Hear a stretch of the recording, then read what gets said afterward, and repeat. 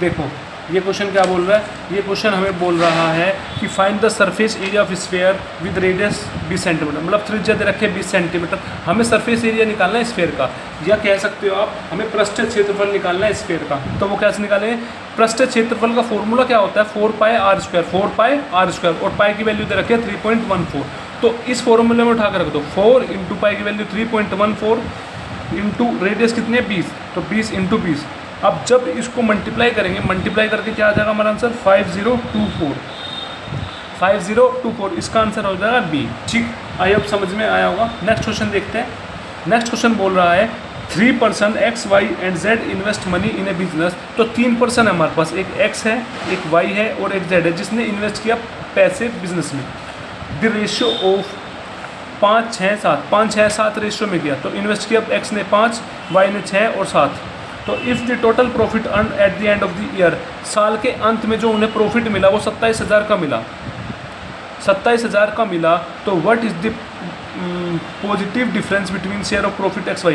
तो जो एक्स और वाई ने जो प्रॉफिट कमाया उसके बीच का डिफरेंस बताना है। हमेशा एक चीज़ याद रखना, हमें जो है ये इन्वेस्टमेंट दे दी किसी बिजनेस में, एक्स वाई जेड ने इन्वेस्ट किया इतना 1 साल के लिए, मतलब टाइम फिक्स है 1 साल के लिए हमें बिजनेस किया। जब भी टाइम फिक्स होता है तो फिक्स के मामले में जितना हमारा इन्वेस्टमेंट होता है प्रॉफिट का रेशियो भी उतना ही होता है। इन्वेस्टमेंट का रेशियो कितना है 5:6:7, तो प्रॉफिट का रेशियो हो जाएगा 5:6:7, ये प्रॉफिट का रेशियो हो जाएगा। तो प्रॉफिट टोटल कितना दे रखा है 27,000, और हमने प्रॉफिट कितना निकाला तीनों को मिलाकर 5 + 6 + 7, 7 × 6 13, 13 × 5 18। तो 18 यूनिट किसके बराबर 27,000 के, और 1 यूनिट किसके बराबर 27,000/18। तो फिर ये बोल रहा है हमें निकालना क्या, डिफरेंस निकालना है किसका, एक्स का प्रॉफिट और वाई के प्रॉफिट का डिफरेंस निकालना है। पहले एक्स का प्रॉफिट निकाल लो, कितना है, एक्स का प्रॉफिट है 5 यूनिट, तो 5 यूनिट की वैल्यू निकाल लो 27,000/18 × 5। अब इसको सोल्व करना 9 दूनी 18, 9 × 27, 3,000, 2 से काट दो 2 15 जा 1500, तो 1500 × 5 क्या हो जाएगा 5000, 5 × 5 25, ऐसे लगे तो 5 × 5 6 7, तो कितना बन गया 7500। ऐसे ही फिर वाई वाले का निकाल देंगे, वाई का कितना 6 यूनिट, तो 6 यूनिट क्या हो जाएगा 27,000/18 × 6, तो 18,000 से सीधा कट जाएगा कितने पे 1500 पे, तो 1500 × 6 कितना हो जाएगा 15 × 90 9,000। तो अब देखो हमसे पूछा जो प्रॉफिट है, एक्स का प्रॉफिट आ गया 7500, वाई का प्रॉफिट आ गया 9,000। तो हमसे पूछ रहा है इनके प्रॉफिट का डिफरेंस कितना होगा, तो डिफरेंस निकाल दो, माइनस कर दो 9,000 को, इसमें 7500 से कितना बन जाएगा 1500, तो इसका आंसर हो जाएगा 1500, आंसर डी। ठीक है, इतना समझ में आपको आया होगा। नेक्स्ट क्वेश्चन देखते हैं फोर्थ वाला क्या बोलता है, 14th क्वेश्चन क्या बोलता है। 14th क्वेश्चन बोलता है एक shopkeeper sale on 1 battery for 650 रुपये। एक शॉपकीपर ने एक बैटरी को बेचा 650 रुपये में, और उसे उस पर प्रॉफिट हो रहा है 30% का। एक अनदर बैटरी है उसको बेचा 950 रुपये में, उस पर लॉस हो रहा है 5% का। तो हमें बताना है उस पर ओवरऑल लॉस या ओवरऑल फ़ायदा जो हुआ है, ओवरऑल गेन परसेंट हुई है, या ओवरऑल इस पर लॉस परसेंट हुई है वो कितना हुआ है, हमें ये बताना है। सबसे पहले क्या करेंगे हम, सबसे पहले हमारा सीधा है इसका कॉस्ट प्राइस निकाल लेंगे। उसका क्या निकाल लेंगे, उसका कॉस्ट प्राइस निकाल लेंगे कि उसने कितने में खरीदी होगी। जब हमें खरीदा हुआ पता होगा और बेचा हुआ तो हमें पता ही है, अगर खरीदा हुआ निकालते तो हम आसानी से निकाल सकते हैं प्रॉफिट कितना होगा। सबसे पहले हम निकालेंगे इसका कितने में उसने चीज़ बेची होगी। अब पहले का देखो, पहले में चीज़ जो है कितने में बेची 650 में, तो 30% का प्रॉफिट है, तो 30% का मतलब होता है 30/100, तो फ्रैक्शन कितने आ गए 3/10। तो मतलब कोई चीज़ उसने 10 में खरीदी होगी तो 13 में बेची होगी।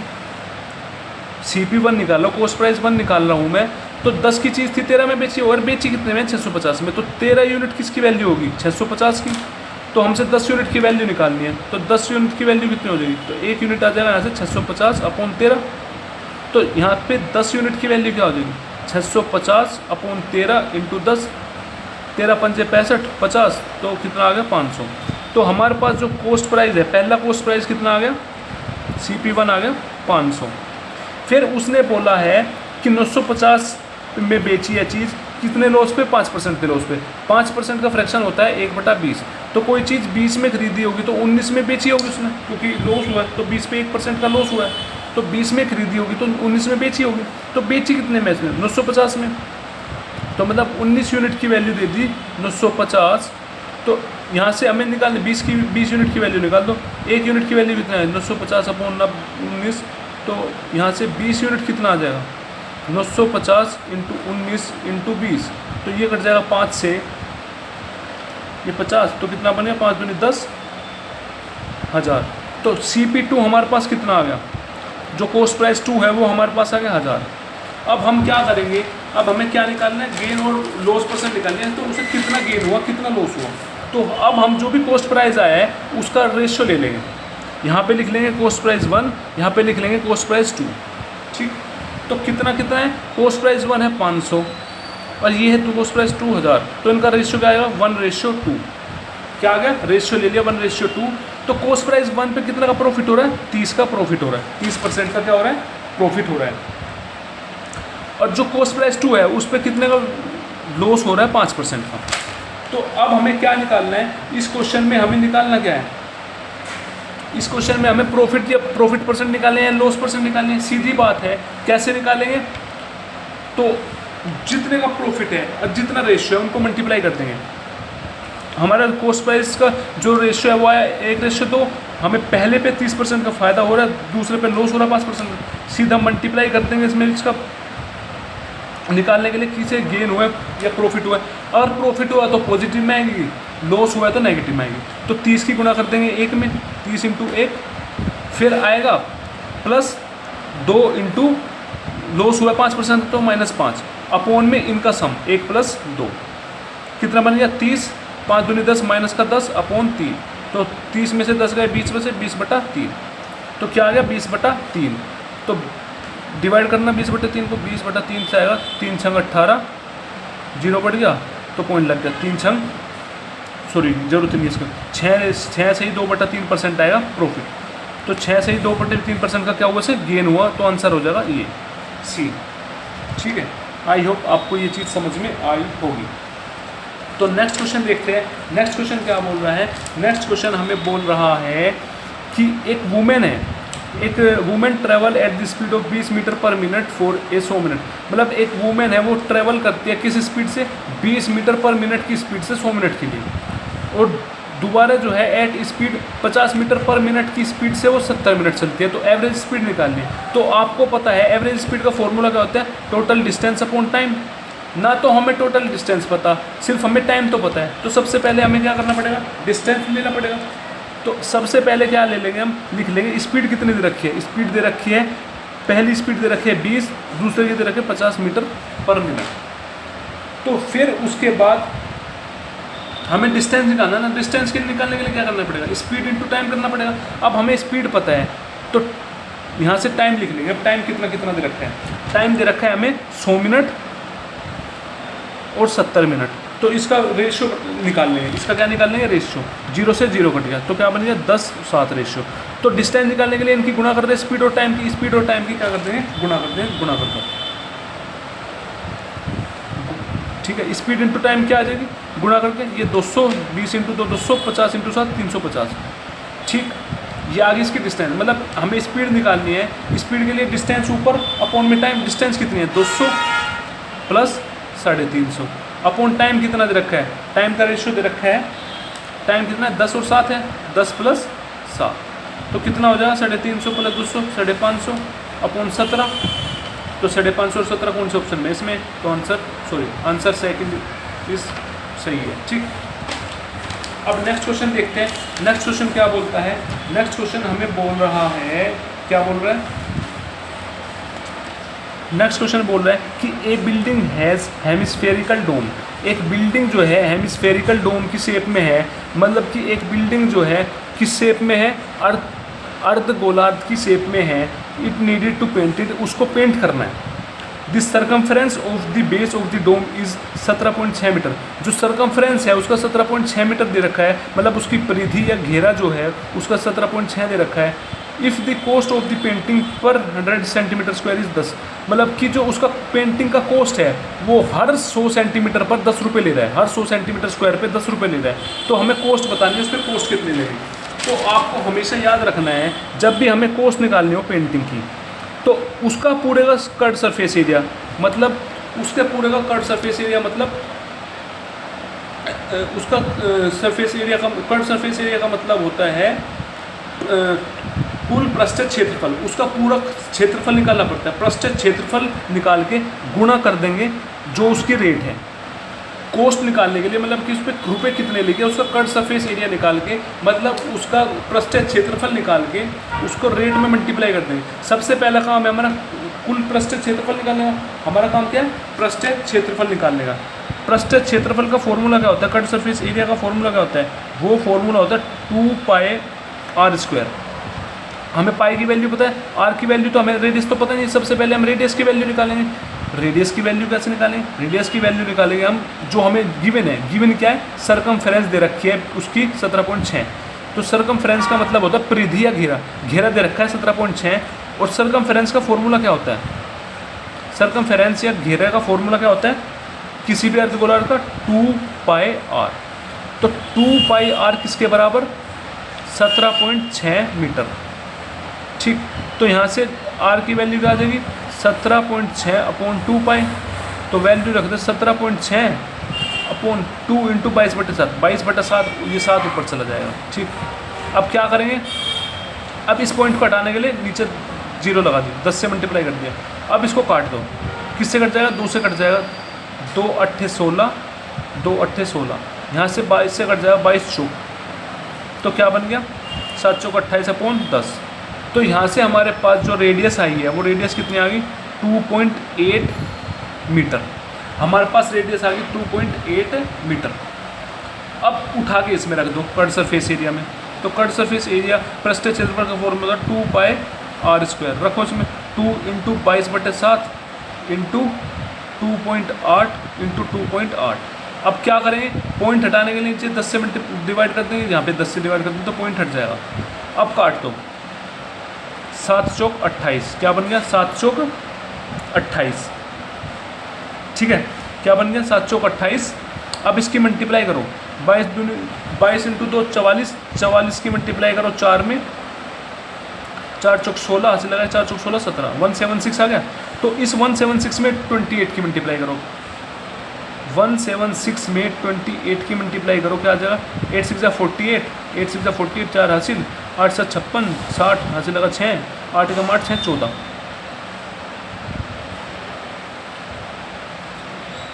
7 6 42 हासिल लगा 4, 7 दूनी 14, 18 हासिल लगा 1, 2 एकम 2 3।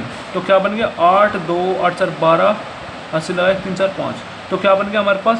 हमारे पास आ गया जो कर्व सरफेस एरिया है वो आ गया 5228 अपॉन 100।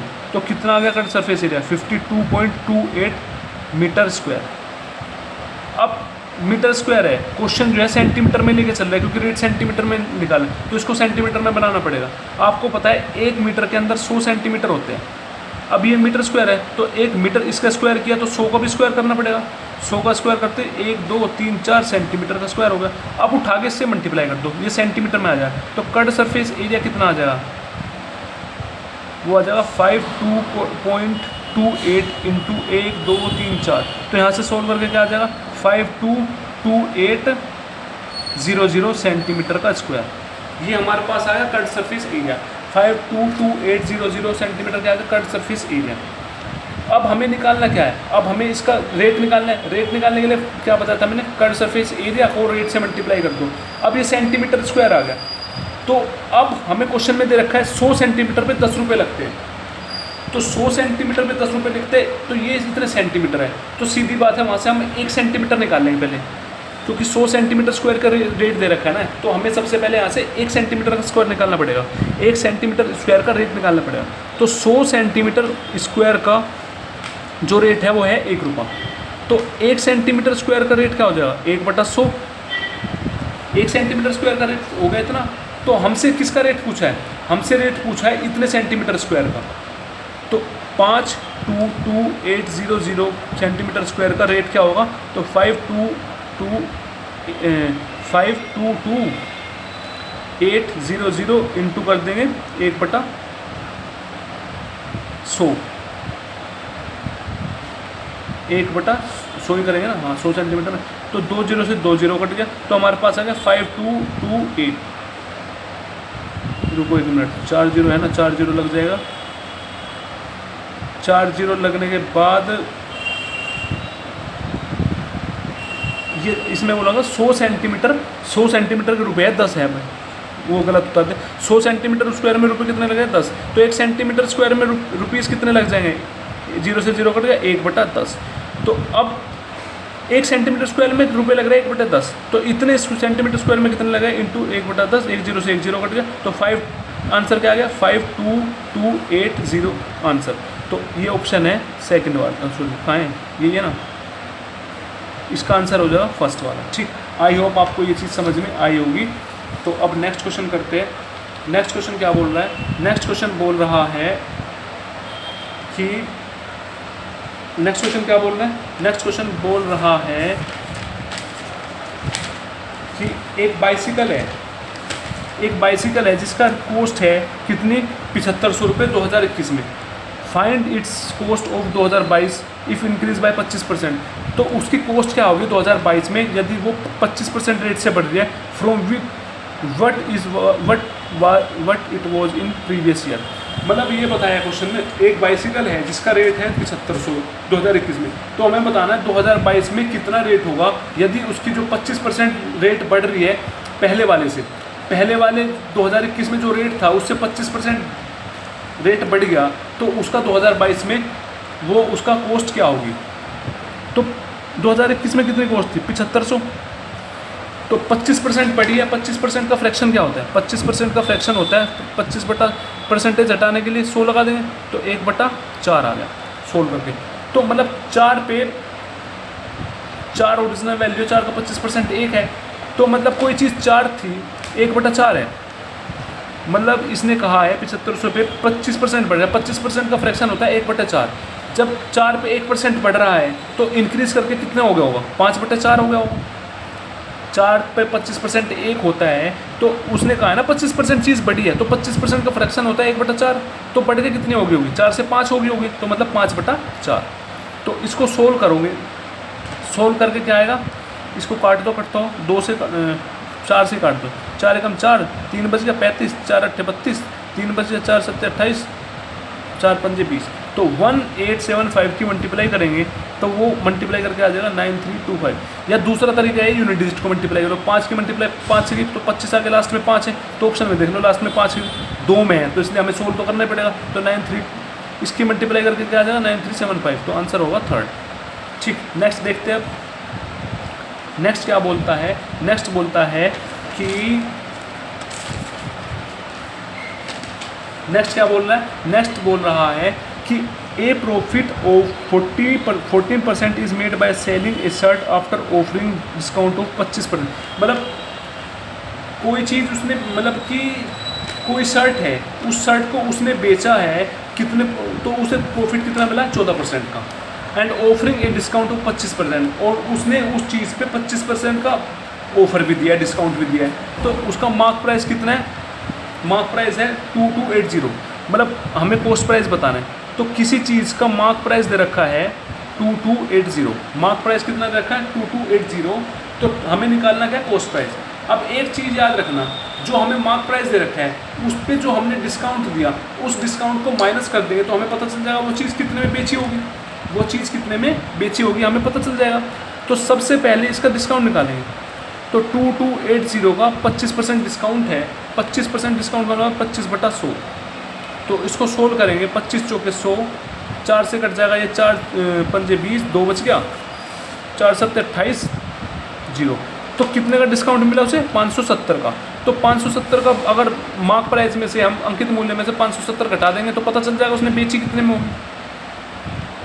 तो बेची कितने में होगी, तो माइनस करो 2280 को 570 से, 0, 8 में 7 गया 1 बचा, 12 में से 5 गया 7 बचे, तो 171 में। तो उसने बेची कितने में होगी? 1710 में। ठीक, तो उसने फिर बोला 14% का उसे प्रॉफिट हुआ है। कितने का प्रॉफिट हुआ है? 14% का। तो 14% की फ्रैक्शन होती है 14/100। तो 2 से कट जाएगा, 2 सत्ते 14, 2 50। तो इसका मतलब है 50 से कितना होगा? 70। 50 से कितना होगा? 57। तो उसने चीज़ 50 में खरीदी होगी, 57 में बेची होगी। तो बेची कितने में है? हमने निकाली बेची कितने में? 57 में। और क्वेश्चन में रखा है 1710 में बेची होगी। तो इसका मतलब मैं ये लिख सकता हूँ कि 57 यूनिट किसके बराबर? 1710 के। तो 1 यूनिट किसके बराबर? 1710/57। ठीक। तो हमसे पूछा गया कोस्ट प्राइस बताना। कोस्ट प्राइस कितना? 50। तो 50 यूनिट की वैल्यू पूछ रहा है। तो कितना हो जाएगा? 1710/57 × 50। तो इसको सोल्व करेंगे, सोल्व करके आंसर आ जाएगा 1500। आंसर हो जाएगा इसका 1500। आई होप आपको ये चीज़ अच्छे से समझ में आई होगी। तो नेक्स्ट चीज़ देखते हैं अब। नेक्स्ट चीज़ क्या बोल रहा है? नेक्स्ट चीज़ बोल रहा है कि द परसेंटेज प्रॉफिट। अब नेक्स्ट देखो, नेक्स्ट क्या बोल रहा है कि the percentage of profit earn by selling an article for 1600 रुपये। मतलब कि कोई आर्टिकल है जिसने उसको 1600 रुपये में बेचा, उस पर कुछ प्रॉफिट हुआ है, एंड वो इज इक्वल टू, वो इक्वल है percentage of loss incurred by selling price of same article. मतलब सेम आर्टिकल्स पर जो उसे लॉस हुआ है, वो लॉस मतलब कि जो लॉस परसेंटेज हुआ है वो किसके बराबर हुआ है? 1400 के। मतलब ये क्या बोलना चाह रहा है? ये बोलना चाह रहा है कि मतलब दोबारा समझो क्वेश्चन को क्या बोल रहा है। ये दोबारा क्वेश्चन बोल रहा है कि कोई भी आर्टिकल है, मतलब कोई भी कोस्ट, किसी भी आर्टिकल की कोई कोस्ट प्राइस है, तो उसने उसको उस आर्टिकल को बेचा कितने में? 1600 रुपये में। तो 1600 रुपये बेचने पर उसको कुछ परसेंट प्रॉफिट हुआ, और वो किसके बराबर होगा? जो चीज़ उसने, अगर वो चीज़ उसने 1400 में बेची होती तो उसे कुछ परसेंट लॉस होता। तो हमें ये बताना है in order to get 20% profit, तो उसे 20% का प्रॉफिट कमाना है, तो उसने उस आर्टिकल को कितना में बेचा होगा? कितने में बेचा होगा?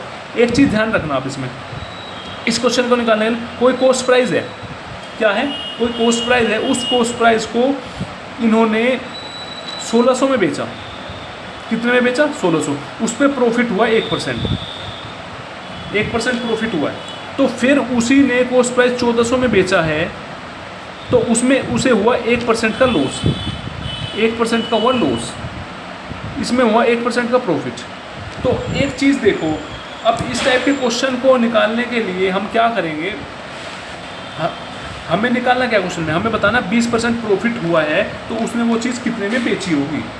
कितने का प्रॉफिट हुआ? 20% का। तो सबसे पहले हमें कोस्ट प्राइस निकालना पड़ेगा। तो कोस्ट प्राइस निकालने के लिए क्या करेंगे? क्वेश्चन में हम बता रखा है कि एक चीज़ है 1600 में बेची होगी, उस पर कुछ परसेंट प्रॉफिट हुआ, तो मान लिया 1% प्रॉफिट हुआ। और एक चीज़ उसने 1400 में बेची है, तो उस पर 1% का लॉस हुआ। तो इसका मतलब है जो इन दोनों सेलिंग प्राइस का डिफरेंस आएगा, वो सेलिंग प्राइस का डिफरेंस आ रहा है 200, और जो प्रॉफिट और लॉस का डिफरेंस आएगा, मतलब 1% का लॉस है, माइनस में है, और 1% का प्रॉफिट है, तो इनका डिफरेंस कितना आ जाएगा? 2। क्योंकि 1% तो लॉस है ना, तो माइनस का 1% है ना, ये प्लस का 1% है, तो पहले माइनस का 1% 0 बनाएगा, फिर 1 बनाएगा, तो डिफरेंस तो 2 हुआ ना इसमें। डिफरेंस तो 2 आया ना, समझ गए ना आप? अगर नहीं समझ में आया तो दोबारा बताना। तो हमें सेलिंग प्राइस कितना आ जाएगा इसका सेलिंग प्राइस कितना आ जाएगा? तो इसका डिफरेंस कितना है? 200 अपॉन में इसका डिफरेंस आया 2, इसको काट देंगे, कितना आ गया? 100। कितना आ गया? 100। तो जो ये 100 आया है, 100 आया है 1 यूनिट की वैल्यू, मतलब या तो 1 यूनिट की वैल्यू मतलब 1% प्रॉफिट आया है, या तो कह लो 1% प्रॉफिट हुआ। प्रॉफिट कितना हुआ? 1% की वैल्यू आई 100, या तो ये कह लो आपको 100 का प्रॉफिट हुआ है या 100 का लॉस हुआ है। मतलब कोई चीज़ उसने 1600 में बेची है, तो 1600 में बेची है, तो उसको प्रॉफिट 1600 में बेची है कोई चीज़ उसने, मान के चलो उसने 1600 में चीज़ बेची है, तो उसको कितना प्रॉफिट हुआ है? 1% का। मतलब कितना प्रॉफिट हुआ है? 100 का। जब 100 का प्रॉफिट हुआ है, तो उसने खरीदी कितने में होगी वो चीज़ खरीदी 1500 में होगी। 1500 में खरीदी और उसे 100 का प्रॉफिट हुआ, तो बेची 1600 में, जब ही तो होगी ना। तो कॉस्ट प्राइस कितना आ गया? 1500। अब हमें कॉस्ट प्राइस पता चल गया, कॉस्ट प्राइस आ गया 1500। हमें पूछा है कि कितने में उस आर्टिकल को बेचे, इसे 20% का प्रॉफिट हुआ। तो 20% प्रॉफिट का मतलब क्या होता है? 1/5। तो कोई चीज़ उसने 5 में खरीदी होगी, तो 6 में बेची होगी, तो हमने निकाला 6 में बेची है। क्वेश्चन में देखें और 5 में खरीदी है, तो हमने तो निकाला 5 में चीज़ खरीदी है यार, क्वेश्चन में रखा 1500 में खरीदी है, तो 5 यूनिट किसके बराबर होगा? 1500 के। तो 1 यूनिट किसके बराबर है? 1500 अपॉन 5, तो कितना आ गया? 300। तो हमसे पूछा कितने में बेची होगी, तो बेची 6 में, तो 6 यूनिट किसके बराबर आ जाएगा? 300 × 6 कितना आ गया? 1800। तो इसका आंसर होगा 1800 ए। आई होप आपको ये चीज़ समझ में आई होगी। लास्ट क्वेश्चन हमारा, लास्ट क्वेश्चन क्या बोल रहा है कि a number is first decrease by 20%। एक नंबर है वो पहले 20% घट गया एंड देन इंक्रीज्ड 20%, तो 20% बढ़ गया। The number so obtain is 80 less than original number. और जो नंबर मतलब कि डिक्रीज 20% डिक्रीज करके और 20% इंक्रीज करने के बाद जो नंबर आया है वो ओरिजिनल नंबर से कितना कम है? 80 कम है। ओरिजिनल नंबर से 80 कम है, तो ओरिजिनल नंबर बताना है। मतलब जब भी हमेशा याद रखना, जब भी क्वेश्चन आए कि एक नंबर है जिसको पहले 20% घटा दिया और फिर 20% बढ़ा दिया, मतलब एक ही नंबर है ना, उस एक ही नंबर को घटा भी रहे हैं और बढ़ा भी रहे हैं। मतलब सेम नंबर को, जैसे 20 है तो 20% को बढ़ा रहे हैं, 20% को घटा रहे हैं, या कह लो 15% को बढ़ा रहे हैं, 15% को घटा रहे हैं। मतलब नंबर एक हो और उसमें बोले दोनों चीज़ कर रहे हैं, घटा भी रहे हैं, बढ़ा भी रहे हैं। तो इसका एक सीधा फॉर्मूला होता है -x² माइनस x²/100।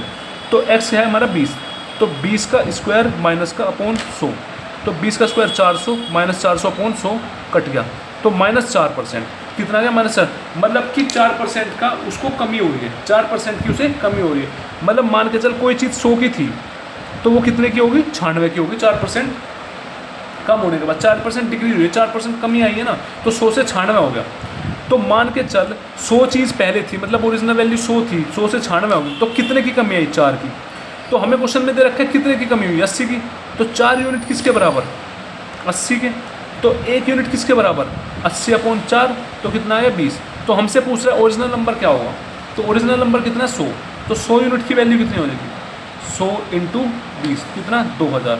तो आंसर होगा सेकंड। आई होप ये चीज़ आपको अच्छे से समझ में आई होगी, आपने अच्छे से क्लियर की होगी ये चीज़ें। और जहाँ पे भी डाउट है प्लीज़ प्लीज़ प्लीज़ आप मुझे कमेंट करके बता देना, मैं उस चीज़ को आपको दोबारा समझा दूँगा। बट इस चीज़ों को अच्छे से प्रैक्टिस करो, बहुत अच्छे क्वेश्चन है, इनसे बहुत क्वेश्चन फंसेंगे पेपर में। आप अच्छे से करो, बिल्कुल अच्छे से। जहाँ पे भी डाउट हो आप मुझे कमेंट करके ज़रूर बता देना, मैं उस चीज़ को आपको दोबारा समझा दूँगा। Thank you so much.